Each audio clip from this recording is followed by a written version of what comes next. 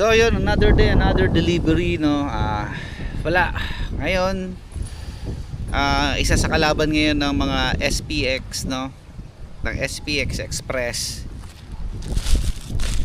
ay yung mga warts removal na NSS.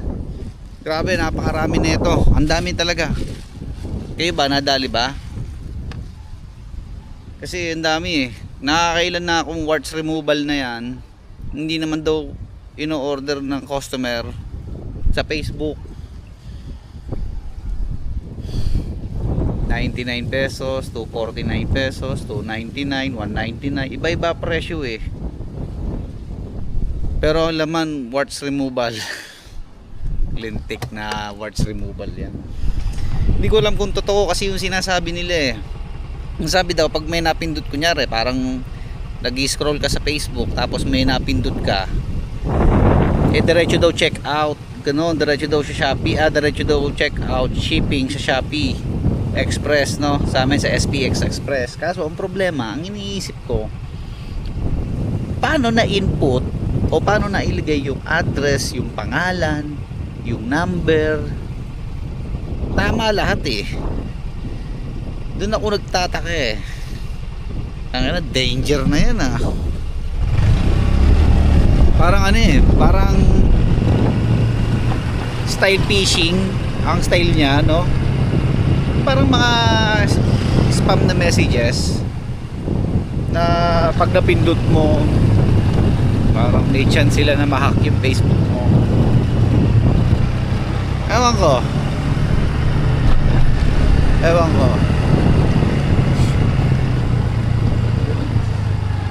Warts removal, sakin na. So sana magawa ng paraan to, no, matanggal, kasi hassle din kasi eh. Actually pag may nahawakan akong isa, antimano, ina-approach ko agad yung customer na, ano, madam, meron bang in-order na ganito?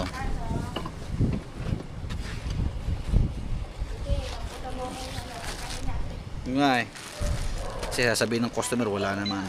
108.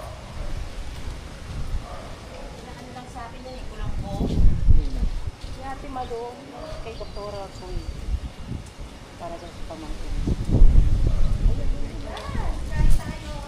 Sige, maya na ako kakain. Ubusin ko muna itong nidi-deliver ka, konti na lang. Oh, masarap yung ulam mo ah. Naku po, mahina 3 scoop ng kanin dyan sa akin. Thank you, madam. Kasi dapat yung nagagawa na naho-hold na SPX Express dahil alam na nilang ito ay scam, no, spam, phishing o ano man yan. Alam na rin alam na rin dapat ni SPX Express na hindi kukunin to ng customer dahil nga hindi naman daw nila ino-order. Shopee pa, yun ang mahirap. Buti na nga lang napapaliwanagan na maayos yung mga customer, dahil kung hindi, bayad ito.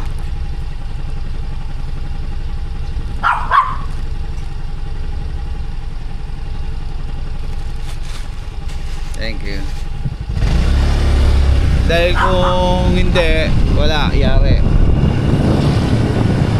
Buti na lang kamo at madaling kausap yung mga customer. Basta ako, inuunahan ko kaagad yung mga yan. Sabi ko, ma'am, NSS to, wala, hindi mo to chinekaw sa Shopee. Sabihin ng customer, naku kuya, wala ako in-order na ganyan. Sinasuggest ko agad, sige ma'am, text mo ako na kinakancel mo to ngayon. Okay po, mag-reply lang yun. Bigla lang magte-text yun. Ngayon, ganun din ang gagawin ko dun sa ano, sa iba. Basta gano'n, lagi approach ko, tinatanong ko muna kung may ino-order ba sila sa labas ng Shopee, no? Para hindi magulo yung sitwasyon. Hindi yung ipipilit ko pa tapos magagalit sila. Hindi na gano'n. Iba na siste. So pag sinabi naman nila, opo kuya, may in-order po ako, ayan, sige, receive mo. At least tinanong ko sa'yo o tinanong ko dun sa customer, no? Kasi ang dami talaga lintik na warts removal to, no? Dalawa yan eh. Isang galing Kalamba at isang galing Kabuyaw.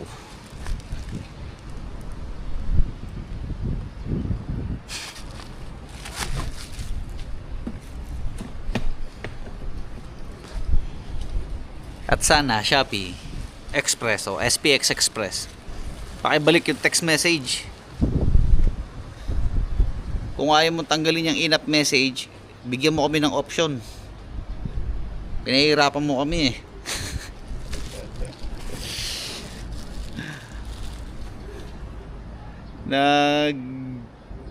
Nag-update ka ng ganyan nang hindi kami kinukonsulta. Very wrong. Pa-deliver muna ako. Kung yung ibang delivery rider, ipipilit niyang ipa-receive yon sa customer, yung mga ganong NSS na alam naman natin na scam. Ako kasi hindi ko na ipinipilit, kaya approach ko lagi sa customer ganon.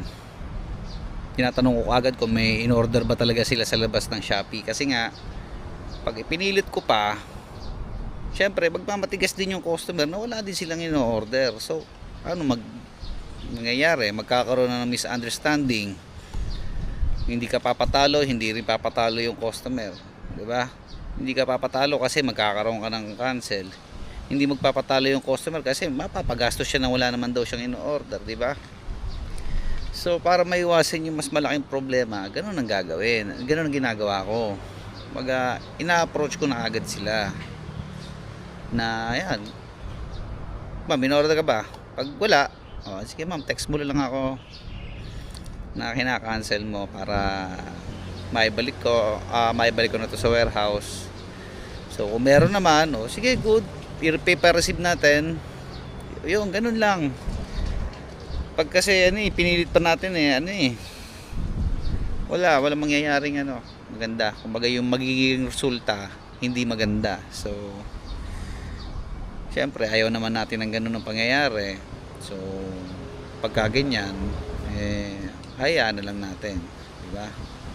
Wala, engine na yun eh. Kaysa naman mag-aaway pa kayo ng customer, i-approach mo na lang, tanong mo na lang sa customer, huwag mo ipilit. Pag sinabing wala, cancel mo na. Tapos, di ba? Ganun lang kadali. Kaso nga lang, yun nga, sa ating mga delivery rider, pag sinabing pinag-uusapan na natin yung success rate natin, syempre ayaw naman natin na ng marami laging balik, di ba? Naiintindihan ko kayo kasi syempre ano sa atin yun, kumbaga babagsak ka, may chance ka bumagsak, di ba nga? Kaso wala naman tayong magagawa yun na yun eh.